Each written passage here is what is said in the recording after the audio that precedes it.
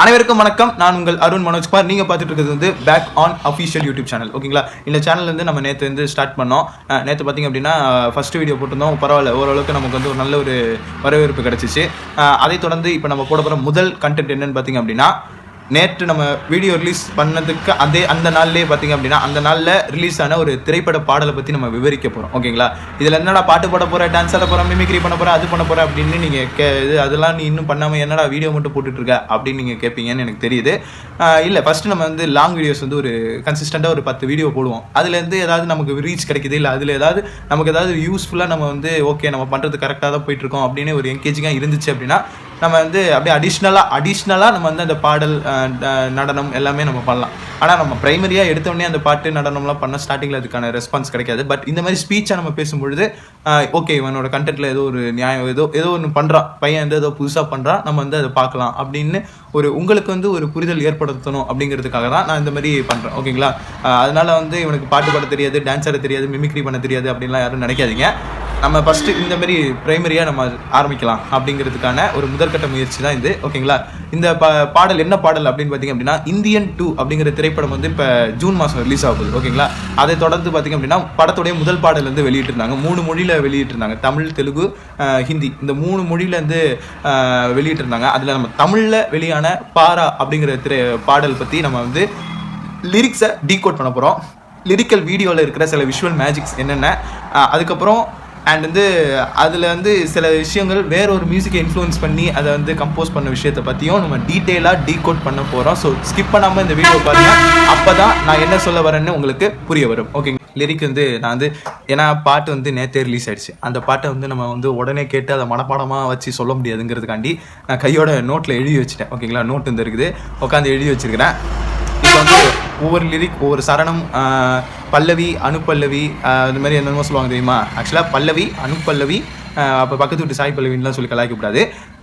சரணம், அதுக்கப்புறம் அதுக்கேற்ற சங்கதி என்னென்ன அப்படிங்கிறதெல்லாம் வந்து லிரிக்கலில் அப்படியே ஒன்று ஒன்றா மென்ஷன் பண்ணி அதை வந்து நம்ம வந்து அப்படியே டீகோட் பண்ணுவோம் கொஞ்சம் கொஞ்சமாக. அந்த பாடல் வரிகள் என்னென்னட்டு ஃபஸ்ட்டு வந்து பல்லவி தான் முதல்ல வரும். ஒரு பாடலுக்கு பல்லவி தான் ரொம்ப முக்கியம். அந்த பல்லவிக்கு வந்து முதல்ல சொல்கிற விஷயம் என்னென்னு பார்த்திங்க அப்படின்னா, பாரா வருவது ஓராட் பதையா. ஓகேங்களா? அதாவது இந்த ஒரு லைன் எதை மென்ஷன் பண்ணுது அப்படின்னா, அந்த கதைக்கு என்னன்னா, சேனாதிபதிங்கிறவர் வந்து ஒரு விடுதலை போராளி. ஓகேங்களா? பட்டாளத்தில் சேர்ந்தவர், ஐஎன்ஏல சேர்ந்தவர் தான். ஆனால் அதுக்கு முன்னாடி வந்து இனிஷியல் ஸ்டேஜில் அவர் வந்து ஒரு தீவிரவாத முத்திரை குத்தப்பட்ட ஒரு போராளி. ஓகேங்களா? அவர் வந்து வெள்ளைக்காரனுடைய பட்டாளத்தை எதிர்த்து ஒரு ஆளாக தனியாளாக வந்து அந்த கேம்ப்குள்ளே வர மாதிரி விஷுவல்ஸ் அமைச்சிருப்பாங்க. ஓகேங்களா? அதில் அந்த கலரி வால்னு சொல்லுவாங்கள்ல, வளையம் போட்டு வர சீமராஜ படத்தில் கூட கட்டியிருப்பாங்களே, அந்த வாலோட விஷுவலும் அந்த இடத்துல இடம்பெற்றிருக்கும். ஓகேங்களா? குதிரை வண்டியில் வந்து இந்தியன் தாத்தா வர்ற மாதிரி, அதாவது சேனாதிபதிங்கிற கதாபாத்திரமா வர்ற மாதிரி, அதாவது இளம் வயது சேனாதிபதியா வர்ற மாதிரி அந்த லிரிக்கல் வீடியோல அப்படி டிசைன் பண்ணியிருப்பாங்க. ஓகேங்களா? அது வந்து படமா பார்க்கும்போது தான் நமக்கு லேட்டா தெரியும். அதுல அது சொல்ற ஃபர்ஸ்ட் வரி வந்து பாரா வருவது ஓராட் படையா. அடுத்து வீரா விழுப்புண் அலங்காரா, வீரா விழுப்புண் அலங்காரா, மாறா 1000 உடைவாள் ஒருவன், பேரா வரிப்புலி வரலாறா. அதாவது இந்தியன் தாத்தாவை வந்து வரிப்புலியோட ரொம்ப கம்பேர் பண்ணி சொல்றாங்க. நம்ம நாட்டுடைய தேசிய விலங்கு எது அப்படின்னா புலி, பெங்கால் டைகர்னு சொல்லுவாங்க. அதோட அப்படியே கரெக்டாக அப்படியே இன்ஸ்டிங் பண்ணி, அது என்னமோ சொல்லுவாங்களே இன்ஸ்டிங்க்ட்னு சொல்லுவாங்க தெரியுமா? சில விஷயங்கள்லாம் இன்ஸ்டிங்க்டாக அது செய்கிற மாதிரி இருக்கும்ல, அதை அப்படியே அந்த இடத்துல கன்வே பண்ணியிருப்பாங்க. ஓகேங்களா? ரெண்டாவது வந்து இந்தியன் தாத்தாவோட அந்த எப்படி சொல்கிறது, ஒரு உடல் அமைப்பு, அந்த தோற்றம், அந்த உடை பாவனைன்னு சிலதெல்லாம் இருக்கும்ல, அதை மென்ஷன் பண்ணுற மாதிரி ரெண்டாவது பல்லவியில் என்ன சொல்கிறாங்க, அதாவது ரெண்டாவது பல்லவியில் என்ன சொல்கிறாங்க அப்படின்னா, திடமுள்ள தோள்கள் உண்டு, தீயை கக்கும் வாட்கை உண்டு, புறவிக்கு ரெக்கை உண்டு, புயலுக்கு உருவம் உண்டு அப்படின்னு சொல்லி. ஓகேங்களா? புறவி அப்படிங்கிற வார்த்தை வந்து பறவையை குறிக்கிற மாதிரி இல்லை, ஏதோ சம்திங் பறவையற்ற ஒரு இனத்தை குறிக்கிற மாதிரி இருக்குது. அந்த புறவிக்கு கூட ரெக்கை உண்டு அப்படின்னு சொல்கிறத வந்து இந்த பாடல்கள் வந்து இடம்பெற்றிருக்கு. புறவி அப்படிங்கிற ஒரு வார்த்தை வந்து இப்போ சொல்லும் பொழுது அந்த இடத்துல வந்து ஒரு பருந்து இன பறவையை வந்து இன்ஃப்ளூயன்ஸ் பண்ணுற ஒரு விஷுவல் வந்து அந்த லிரிக்கல் வீடியோவில் இடம்பெற்றிருக்கோம். ஓகேங்களா? ரெண்டாவது, அடுத்து மூணாவதோடைய ஸ்டான்ஸா என்ன சொல்லுது? அந்த மூணாவது ஸ்டான்ஸா இருக்கிறது பார்த்தீங்கன்னா, தொட்டுப்பார் கை நடுங்கும் மூச்சடங்கும் இவனை கண்டு வேட்டைக்கு போகுது பார் வேங்கை வேங்குடு அப்படின்னு சொல்லி சொல்கிறாங்க. அதாவது வெள்ளைக்காரனை எதிர்த்து ஒரு கூக்குரல் விடுற மாதிரி, ஒரு சவால் விடுற மாதிரி, அவனை தொட்டுப்பார் நீ காலி அப்படின்னு சொல்கிற மாதிரி, அந்த மாதிரி ஒரு சிம்பாலிக்கான ஒரு வெர்ஷன் வந்து அந்த லைன் வந்து மென்ஷன் பண்ணியிருக்கு. ஓகேங்களா? அடுத்து அனுப்பல்லவி. ஓகேங்களா?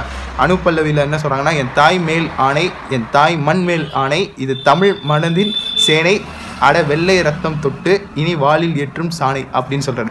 இந்த சேனை தான் சேனாதிபதி. ஓகேங்களா, இதில் சேனாதிபதிங்கிற ஒரு தனி மனுஷனாக என்னோட தாய் மண்ணுக்காகவும் என் தாய் மனசு குளிர வைக்கணுங்கிறதுக்காகவும் என் தாய் மண்ணில் வாழ்கிற மக்களுக்காகவும் நான் வந்து ஒரு சேனையாக நான் ஒரு ஆளாக போய் எதிரிகளோட ரத்தத்தை வந்து இது பண்ணுறேங்கிற மாதிரி ஒரு சொல்லி ஒரு பயங்கரமாக இந்த இடத்துல வந்து பார்த்திங்க அப்படின்னா இந்தியன் தாத்தாவே வந்து அந்த இடத்துல பேசுகிற மாதிரி போர்ட்ரேல் பண்ணுற மாதிரி இந்தியன் தாத்தாவே போர்ட்ரேல் பண்ணுற மாதிரியான ஒரு விஷயத்த வந்து அந்த இடத்துல சேனாதிபதிங்கிற கேரக்டர் செல்ஃப் போர்ட்ரேல் பண்ணுற மாதிரி கோரஸில் அந்த சாங் வந்து அந்த லைன் வந்து இன்ஃபியூஸ் பண்ணியிருப்பாங்க. ஓகேங்களா, அதுக்கப்புறம் பல்லவி திரும்பி அந்த பாராங்கிற லைனில் வரும், அந்த ஒரு முதல் ஸ்டான்ஸாக வரும். ஓகேங்களா, அடுத்து இப்போ அந்த ஸ்டான்ஸா எல்லாம் முடிஞ்சதுக்கப்புறம் அந்த சாங்கில் பார்த்தீங்க அப்படின்னா இன்டர்லூட்னு சொல்லுவாங்க. அந்த பல்லவி அனுப்பல்லவி பாடி முடித்து மொத சரணத்தை ஆரம்பிக்கிறதுக்கு ஒரு என்னென்னா இடையில வந்து மியூசிக் வரும், அதான் இன்டர்லூட்னு சொல்லுவாங்க. அந்த இன்டர்லூட்டில் நம்ம அனிருத் அவர்கள் என்ன பண்ணி வச்சுட்டாரு அப்படின்னு பார்த்தீங்க அப்படின்னா கேஜிஎஃப் படத்தில் கேஜிஎஃப் சாப்டர் 2 அப்படிங்கிற அந்த திரைப்படத்தில் இடம்பெற்ற டூஃபான் அப்படிங்கிற முதல் பாடல். ஓகேங்களா, அந்த பாடலுடைய கோர் வெர்ஷன்னு சொல்லுவாங்க. அந்த கோர் வெர்ஷனோட இன்டர்லூட்டோடைய சிமிலர் ரெஃபரன்ஸை நான் அதில் பார்க்க முடிஞ்சிச்சு. அது காப்பி கேட் அப்படின்னு சொல்கிறத விட அந்த பாடலுக்கு இசைவாக அது அமைஞ்சிருச்சு அப்படின்னு தான் நம்ம சொல்ல முடியும். ஓகேங்களா, எல்லாமே சொல்லுவாங்க உடனே மாப்பிள்ளை இதுலேருந்து தான் சுட்டுட்டாப்ல, அதுலேருந்து தான் சுட்டுட்டாப்ல, அதுலேருந்து உருவிட்டாப்ல அப்படின்ட்டு. இப்போ நான் கூட ஒரு மீம் கூட அது மாதிரி என்னுடைய இன்ஸ்டாகிராம் பேஜில் வந்து கன்வே பண்ணி வச்சுருந்தேன். ஆனால் ஒரு பாட்டோட இசைக்கு இந்த மாதிரி என்னவா இருந்தாலும் அந்த 7 சப்த ஸ்வரங்கள்னு சொல்லுவாங்க, 7 ஸ்வரங்கள் சரிகமா பதனிசா சானிதப்பா மகரிசா அப்படிங்கிறது வந்து அலைன்மெண்ட் எப்படி இப்படின்னு மாற்றி போட்டாலும் ஓகேங்களா, என்ன மாதிரி நீங்கள் மாற்றி போட்டாலும் என்னதான் ரிப்பீட்டடாகவும் போட்டாலும் எப்படி இருந்தாலும் அந்த சரிகமா பதனிசா சானிதப்பா மகரிசாக்குள்ளே தான் அடங்கும். அப்படிங்கிறப்ப எமோஷன், அந்த ஃபீல், அதுக்கேற்ற மாதிரி வரிகள், அந்த வரிகளுக்கு ஏற்ற மாதிரி பாடல் அமைப்பு அதெல்லாம் பண்ணும்பொழுது இன்னொரு மியூசிக்கோட ரெஃபரன்ஸ் வந்து வரும். ஒரு என்ன வந்தால் நம்ம என்ன ஃபீல்டில் நம்ம வந்து ஒரு மியூசிக் கொடுக்குறோமோ எமோஷன்ஸ் ஒரே மாதிரி இருந்தால் கூட மியூசிக்கும் அந்த எமோஷன்ஸோட கனெக்ட் ஆகும் பொழுது ப்ரீவியஸாக நம்ம எதுங்கேயே கேட்ட மாதிரியான ஃபீலை க்ரியேட் பண்ணோம், தேஜாவும் க்ரியேட் ஆகும். ஓகேங்களா, அதனால் வந்து இது இன்னதுதான் காப்பிடிக்கப்பட்டது, இது இன்னார்ட்டேருந்து சுடப்பட்டது, அதுக்கு அவங்களுக்கு கிரெடிட்ஸ் கொடுங்க அப்படின்னு சொல்லி நம்ம வந்து இன்னொருத்தங்களை டிகிரேட் பண்ண முடியாது. இப்போ ரீசெண்டாக வந்து பார்த்திங்கன்னா அதே அனிருத் அவர்கள் வந்து லோகேஷ் கனகராஜ் மற்றும் ரஜினிகாந்த் அப்புறம் வந்து பார்த்திங்கன்னா சன் பிக்சர்ஸ் தயாரிப்பில் வெளியிட போகிற ஒரு புதிய படத்தோடைய டைட்டில் டீசர் அப்படின்னு சொல்லி ஒன்று விட்டுருந்தாங்க. ஓகேங்களா, தலைவர் 171 அப்படின்னு சொல்லி டேக்லைன் போட்டு ஆரம்பித்தாங்க. அப்புறம் அது கூலி அப்படிங்கிற டைட்டில் ரிவீல் பண்ணப்போ அதில் யூஸ் பண்ணது அந்த டிஐஎஸ்கோ அப்படிங்கிற அந்த டியூனை ஆல்ரெடி இளையராஜா அவர்கள் வந்து இசைஞானி இளையராஜா அவர்கள் 1980s டைம்லேயே வந்து அந்த பாடல் அது மாதிரி வா வா பக்கம் வா அப்படிங்கிற மாதிரி ஒன்று வரும். ஆக்சுவலாக இப்போ நான் பாடுறத கூட ராயல்ட்டி கேட்க முடியும், ஏன் அனுமதி இல்லாமல் நீ எதுக்கு அந்த லைனை பாடின அப்படின்னு சொல்லிட்டு. அதுமாதிரி ராயல்ட்டி ரைட்ஸ் வந்து இப்போ இசைஞானி இளையராஜா அவர்கள் கேட்டுட்டு வர்றாரு. அது பத்தாதுக்குன்னு மஞ்சுமல் பாய்ஸ் அப்படிங்கிற மலையாள திரைப்படத்தில் பயன்படுத்தப்பட்ட கண்மணி அன்போடு காதலன், அதில் வந்து அந்த உண்டான காதல் யாவும் அப்படின்னு சொல்லி அதாவது ஓப்பனிங்லேயே கண்மணி அன்போடு சாங் வந்து இன்ட்ரோ கார்டில் வச்சு தான் படத்தை ஆரம்பிச்சிருப்பாங்க. கரெக்டுங்களா, அதுக்கு வந்து நீங்கள் பர்மிஷன் வாங்காமல் நீங்கள் அதை செஞ்சிட்டீங்க அப்படின்னு சொல்லி அந்த டைமில் எக்கோ அப்படிங்கிற சவுண்ட் லேபிள் தான் வந்து கம்போஸ் பண்ணியிருந்தாங்க. ஸோ அப்படியுமே அவர் வந்து ராயல்ட்டி ரைட்ஸ் வந்து அந்த டைமில் அவர் கண்டுக்காமல் திடீர்னு வந்து இப்போ வந்து எல்லாத்துக்குமே ராயல்ட்டி கேட்டு ஒன்று பண்ணிட்டு இருக்கிறாரு. அதுக்கான ஜென்யூனான ரீசன் என்ன அப்படிங்கிறது வந்து தமிழ் லைட் அப்படிங்கிற யூடியூப் சேனலில் வந்து குறிப்பிட்டிருக்காங்க. அதோடைய லிங்க் வந்து உங்களுக்கு டிஸ்கிரிப்ஷனில் நான் உங்களுக்கு கொடுக்குறேன். ஓகே, இப்போ வந்து இன்டர்லூட்டில் இந்த கேஜிஎஃப் வந்துச்சுன்னு சொன்னல, அதுக்கு அடுத்து வந்து சரணத்தில் என்னென்ன வரிகள் இருக்குங்கிறத பற்றி நம்ம பார்க்க போகிறோம். ஓகேங்களா, 1 கண்ணங்கரு இரவில் போதாத நமக்கு வெள்ளைக்காரா நிலா வான் மீது எதற்கு. ஓகேங்களா, கண்ணங்கரு இரவு வந்து நமக்கு, அதாவது நம்மளாம் கருப்பினத்து மக்கள் அப்படின்னு சொல்கிறாங்க, நம்மளாம் கருப்பாக இருக்கிறோம்ல, அதனால கருப்பு மக்கள் நம்ம இருக்கிறப்ப எதுக்கு நிலா நம்மளை ஆட்சி செய்யணும் அப்படின்னு கேட்குற மாதிரி அந்த லேடி வாய்ஸில் அது பாடுற மாதிரி அனிருத் மற்றும் ஸ்ருத்திகா சம்திங் ஏதோ பேர் வரும், அவங்க தான் பாடியிருக்காங்க. ஓகேங்களா, அந்த சர்நேம் வந்து எனக்கு தெரியல, மன்னிச்சுக்கோங்க. ஸ்ருத்திகா மற்றும் அனிருத் ரவிச்சந்திரன் இவங்க 2 பேரும் சேர்ந்து பாடினாங்க. அதில் அந்த ஸ்ருத்திகாங்கிறவங்க பாடின அந்த வரிகளுடைய அந்த பாடிய அந்த பாடல் வரிகளோட வரிகளை தான் நான் இப்போ டீகோட் பண்ணுறேன்.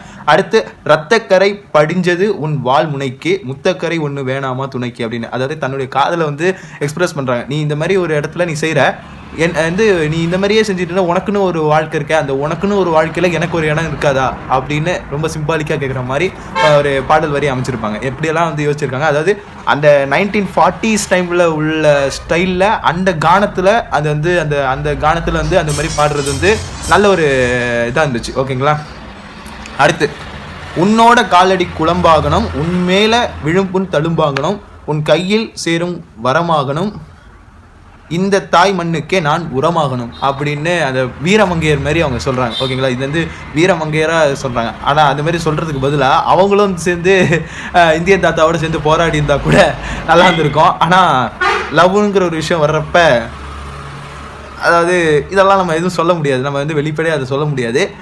ஒரு விஷயம்னா நீங்கள் ஒருத்தவங்களை பார்த்து இன்ஸ்பயர் ஆகுறீங்கன்னா அதை நோக்கி நீங்கள் போகணுன்னாலும் அவங்களோட இணைஞ்சு நீங்கள் போராடும் போது நீங்களும் சரி அவங்களும் சரி காம்படிட்டர்ஸ் தான். அப்படிங்கிற பட்சத்தில் அந்த அம்மா அதை உஷாராக புரிஞ்சுக்கிட்டதுனால என்னமோ நான் அவன் லவ்வராகவே எடுத்துகிட்டு போகிறேன் ராசா, உன்னோட சேர்ந்து நானும் போராட விரும்பலை, ஆனால் எனக்கும் அந்த போராளிங்கிற கிரெடிட்ஸ் வந்தால் போதும் அப்படின்னு, அதாவது நோகாமல் நோங்கு திங்கிறது தான். ஓகே, வேறு ஒன்றும் இல்லை இதில். ஓகேங்களா, சிக்மா மேலே யோசிச்சு பார்த்தோம் அப்படின்னா லவ் இஸ் த ஸ்கேம், லவ்ங்கிறது ஒரு ஃபேண்டசி. ஓகேங்களா, ஓகே ஃபைன்.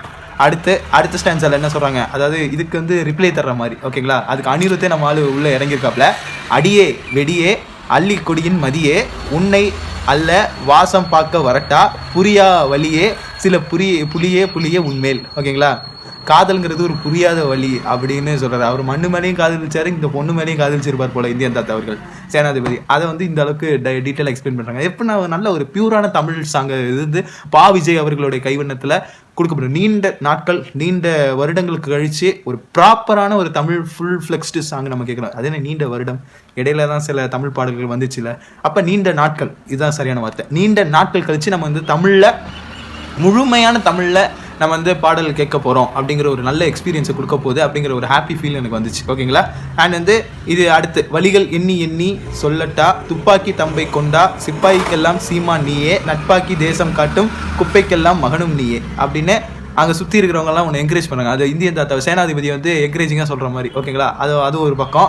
இன்னொன்று வந்து என்னென்னா அடிமைகள் ரத்தத்திற்கு வெப்பம் தந்த வீரன் நீயே அதிகார வர்க்கத்தின் அரைக்கூவல் நீயே அப்படின்னு சொல்லி இந்த பாட்டை முடிச்சிடுறாங்க. ஓகேங்களா, அந்த பாட்டை அப்படியே முடிச்சது. அதுக்கப்புறம் திரும்பியும் பல்லவியில் ஆரம்பித்து அந்த பல்லவியோடு முடிச்சிடுறாங்க இந்த பாட்டை. ஓகேங்களா, இந்த பாடல் பா விஜய் அவர்களுடைய எழுத்தில் வந்தது.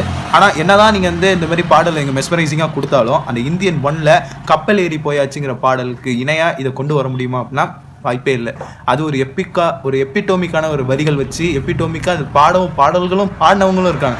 எஸ்பிபி அவர்களும் ஜானகி அம்மா நிறைய கோரஸ் சிங்கிங்லேருந்து எல்லாமே ஏஆர் ரஹ்மானோட இன்டர்லூட்லேருந்து எல்லாமே வந்து பார்த்திங்க அப்படின்னா ஒரு எப்பிக்கான ஸ்டாண்டர்டை கிரியேட் பண்ணியிருக்கோம். ஆனால் அந்த ஸ்டாண்டர்ட் இந்த படத்தில் இந்த பாடல் கிரியேட் பண்ணிச்சா அப்படின்னா எனக்கு தெரிஞ்சு இல்லை, பாதி கூட வரல. ஆனால் இது புதுசாக இருக்குது. அந்த எப்பிக் அப்படிங்கிற ஸ்டேஜுக்கு அது வரல, அந்த பாடல் வரல. எந்த பாடல் இப்போ ரிலீஸ் ஆகிருக்க இந்த பாரா பாடல் கப்பல் ஏறி போயாச்சு பாட்டோட வரல, அதோட கம்பேரே பண்ண முடியாது. ஓகேங்களா, ஆனால் இந்த இந்தியன் 2ங்கிறது ஒரு ஸ்டாண்டலோன் கொண்ட ஒரு சீக்வல், ஸ்டாண்டலோன் வித் சீக்வல். ஓகேங்களா, இது வந்து இன்ட்ராக்வல் அப்படின்னு சொல்லுவாங்கள்ல, அந்த கேட்டகரியில் வரும்.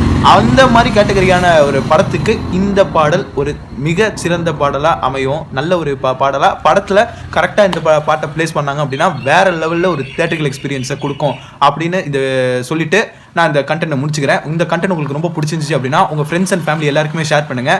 மறக்காமல் நம்ம பேக் ஆன் அஃபிஷியல் சேனலை வந்து சப்ஸ்கிரைப் பண்ணிவிடுங்க. இந்த இந்தியன் 2 அப்படிங்கிற திரைப்படம் வந்து 2 பாகங்களாக ரிலீஸ் ஆகுது. இந்தியன் 2 மற்றும் இந்தியன் 3 அப்படின்னு சொல்லிட்டு நீண்ட கதை, நீண்ட ஒரு பயணம், கிட்டத்தட்ட 5 வருட உழைப்பு. 2019 வருஷத்தில் பார்த்திங்க அப்படின்னா ஸ்டார்ட் பண்ண ஒரு படம் இப்போ 2024 வருடத்தை நோக்கி போயிருக்கு. இந்த இடைப்பட்ட இந்த 5 வருஷத்துடைய பயங்கரமான உழைப்பை வந்து இயக்குனர் சங்கர் அவர்களும் படத்தின் குழுவினர்கள் அனைவரும் போட்டிருக்காங்க. இதில் நடித்த சில நடிகர்கள் பார்த்திங்க அப்படின்னா இயற்கை ஏந்திட்டாங்க. ஒரு சில படப்பிடிப்பு டைமில் வந்து பார்த்திங்கன்னா நிறைய டெக்னீஷியன்ஸ் வந்து இந்த படத்தில் நிறைய வேலை செஞ்சவங்க நிறைய பேர் இறந்துருக்கிறாங்க. அதுமாதிரி இது எல்லாத்தோடைய உயிரையும் கொடுத்து உழைச்ச ஒரு திரைப்படம் ஒரு உன்னதமான படமாக மாறணும் அப்படின்னு சொல்லி வாழ்த்தை தெரிவிச்சுக்கிறேன். இந்த படம் வெற்றி அடையணும் அப்படின்னு சொல்லி நான் சொல்லிக்கிறேன். நன்றி, வணக்கம்.